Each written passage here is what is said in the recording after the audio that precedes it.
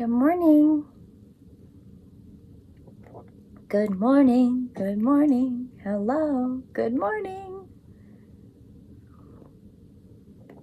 My papa used to sing to me good morning. And sometimes he would sing, "You are my sunshine." I love that. My dad always said he was a little bit tone deaf, and when he took choir in high school, they made him stand at the back because he couldn't hold a tune. I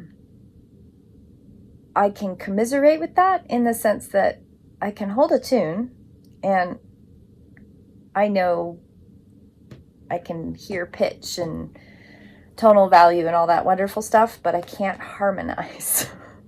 I get caught in everybody else's harmony, and I can't get myself to not try to match people. So I can't do the harmonizing part. So, random piece of fact about me. Oh, okay. We're going to start with Celtic Devotional. Holy Source, ancient dream, I return once more to you. Snow light turns to spring's light blessing. Bride lights linger in the sky. Twilight dews, the flowers caressing, vision's gift through soul veils fly.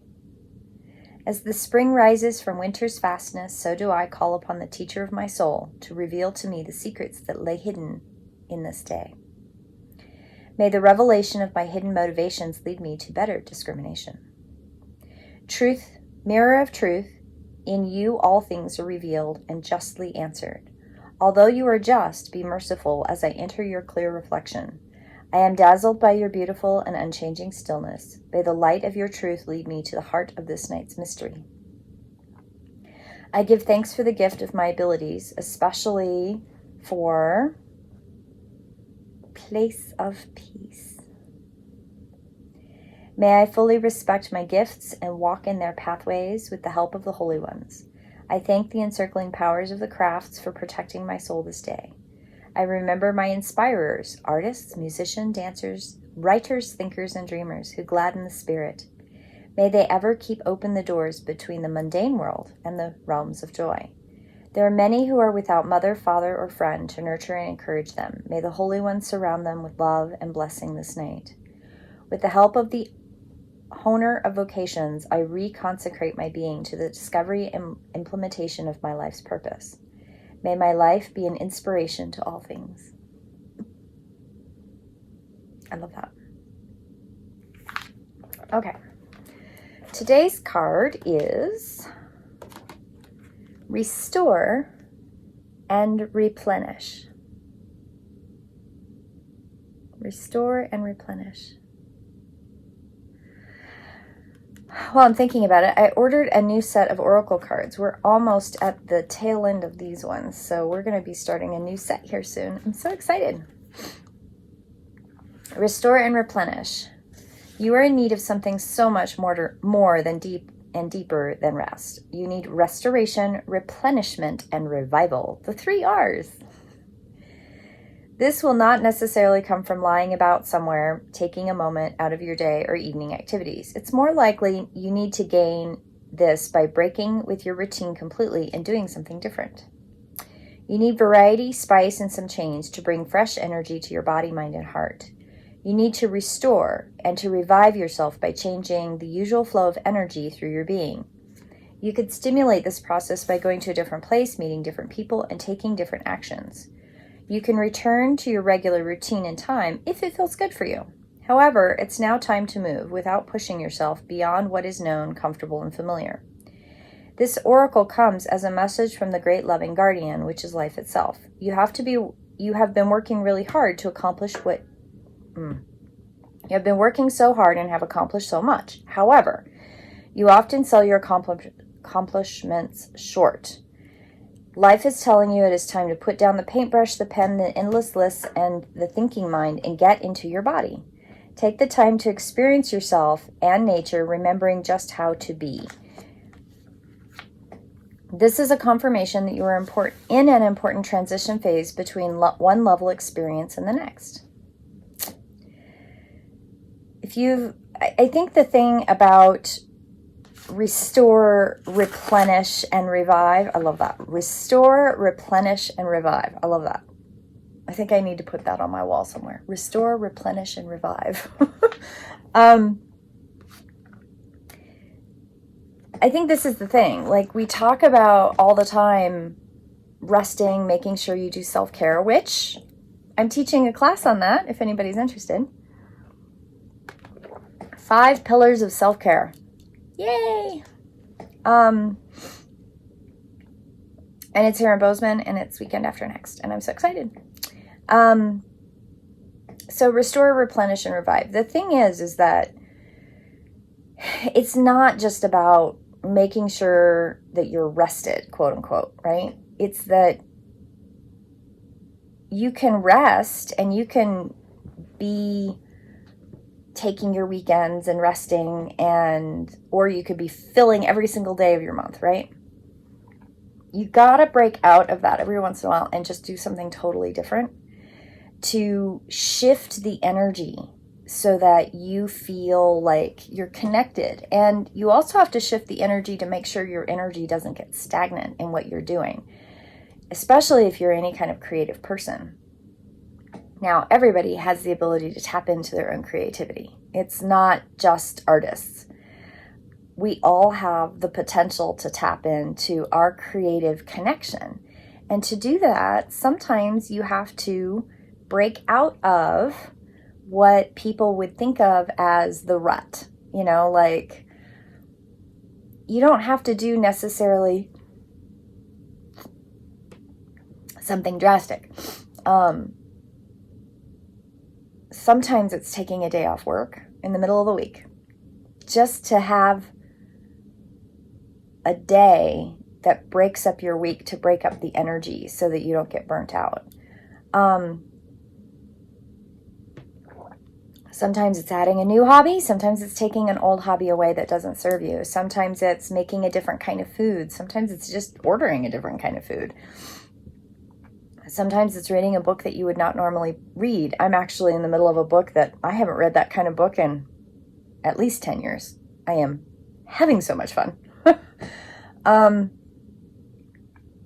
key piece is that to restore your energy, revive your energy, and replenish your energy, you are rethinking where your energy is coming from. See how I did that? I think for me, one of the things that I am doing is shifting my schedule around to see how it feels, see if I feel better with a new schedule. Not because the old one was bad, but to serve more clients, but also to see what it does with the energy. Does it shift it? I'm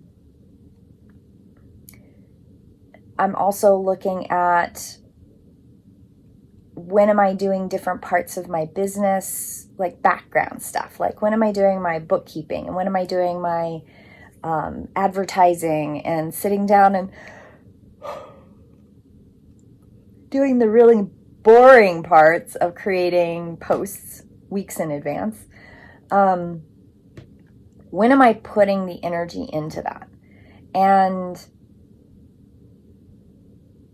I'm trying different things, because things that I don't enjoy doing, I have to really kind of make myself do.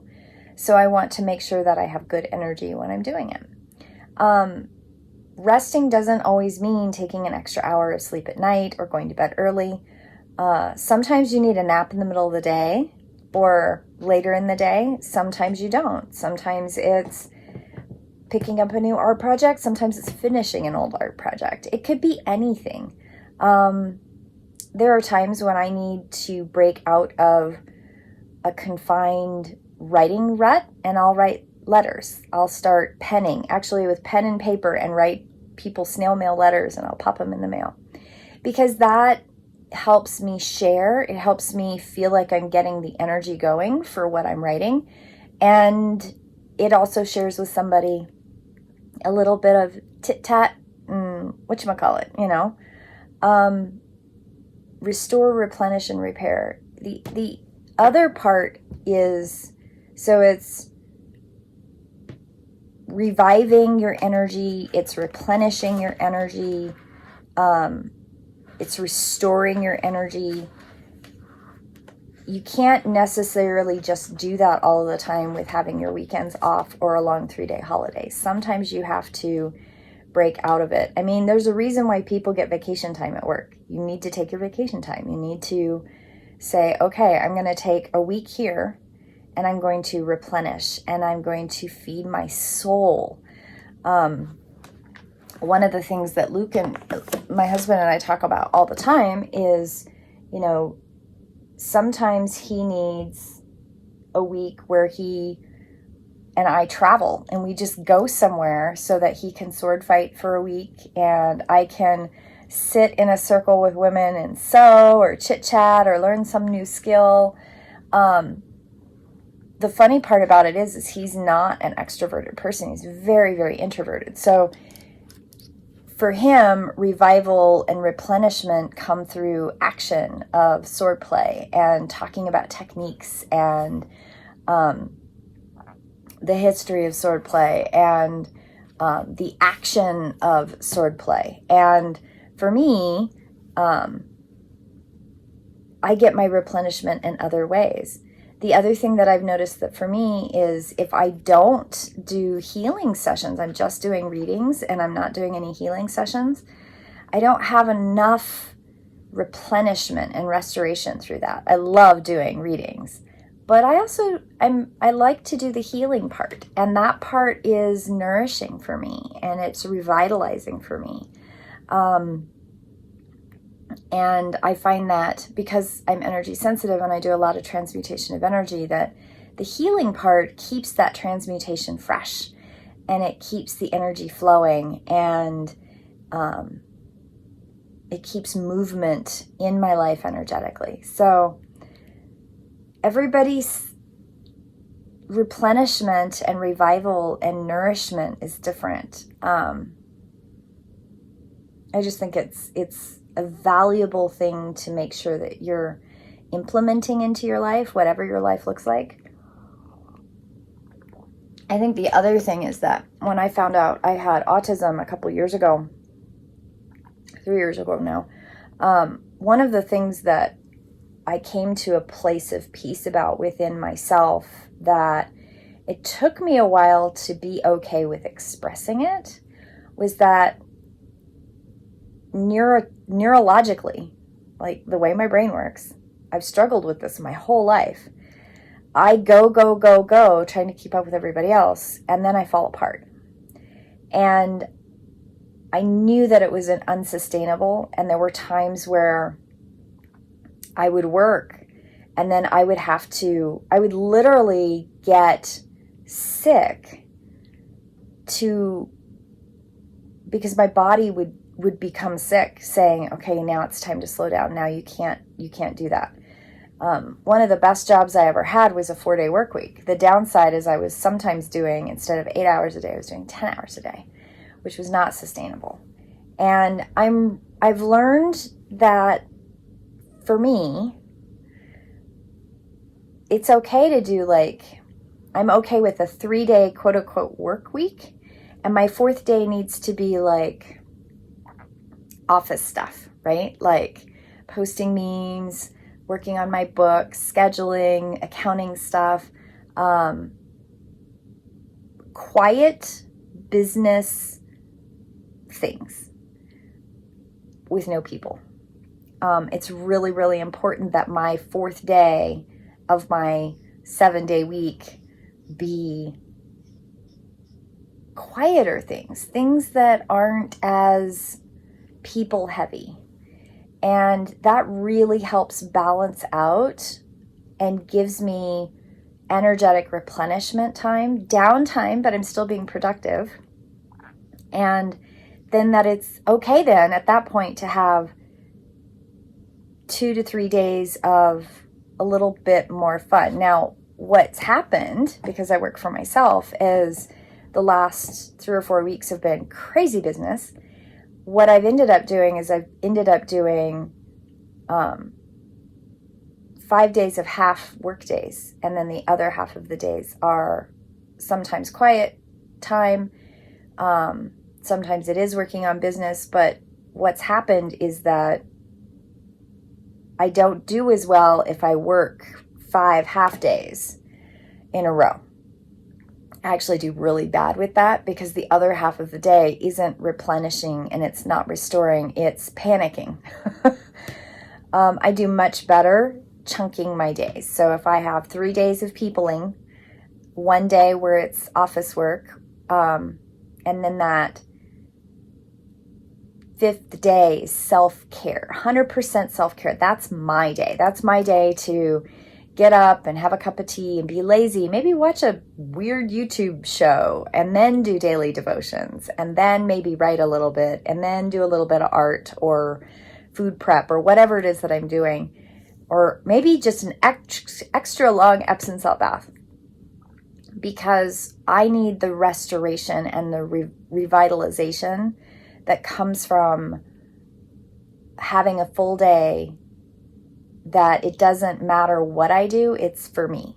It's completely selfish. I go get my nails done or whatever. That's actually really important, because what I do as a business is working with other people, and I give a great deal of myself.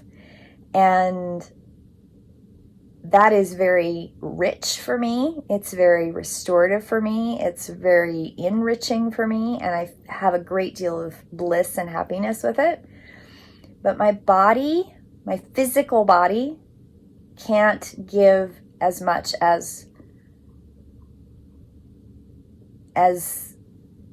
I want it to be able to push to, so I have to take care of myself. And everybody's life and schedule looks a little bit different. If you're somebody who works 5 days a week and has 2 days off for the weekends, what does that look like for you? When I worked full-time for someone else, one of the things that I discovered really, really, really helped, and the funny part of how I figured it out was I'd been doing it kind of unconsciously, unintentionally for years, and there came a time in my life where I didn't have access to my art supplies, and I was living someplace where I couldn't do art. I couldn't sew. I couldn't be creative. I was literally living in a place where I was living with other people, and there was no creative outlet for me. None. And I got stir crazy. It was awful. Energetically, it was awful. I did do other things, but I didn't have any of the creative outlet. And when I walked away from that space and those relationships, those friendships, I walked away from all of that, and I said, never again will I give up my creative space. I have to have that.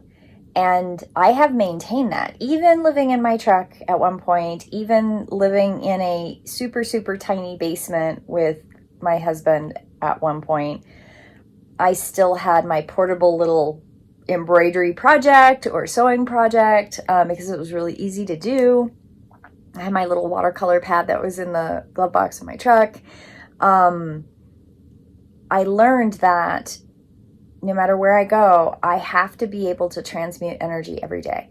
So after that, moving into that space in my life, that was one of my rules. Like every single day, I would transmute energy creatively. And that was now almost, I would say, almost 17, 18, 19 years ago is when I figured that out. And when I figured it out, it just brought so much more balance into my day, because I had the ability to transmute energy.